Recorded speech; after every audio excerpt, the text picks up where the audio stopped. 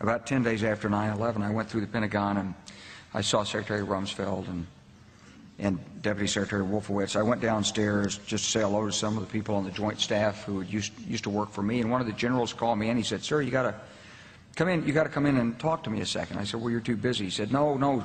He says, "We've made the decision. We're going to war with Iraq." This was on or about the 20th of September. I said, "We're going to war with Iraq. Why?" He said, "I don't know." He said, "I guess they don't know what else to do."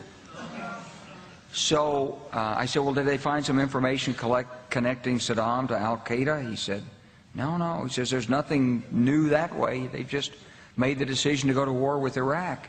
He said, "I guess it's like we don't know what to do about terrorists, but we've got a good military and we can take down governments." And he said, "I guess if the only tool you have is a hammer, every problem has to look like a nail." So I came back to see him a few weeks later, and by that time we were bombing in Afghanistan. I said, "Are we still going to war with Iraq?" And he said, "Oh, it's worse than that."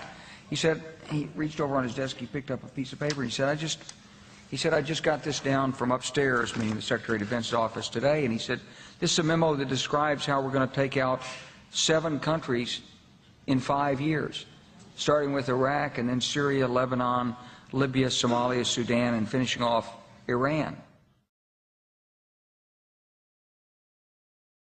The truth is about the Middle East is, had there been no oil there, it would be like Africa.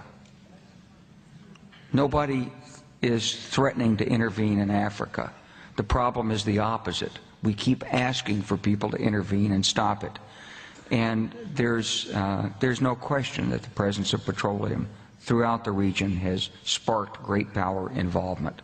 Whether that was the specific motivation for the coup or not, I can't tell you, but there's always been this attitude that somehow we could intervene and use force in the region.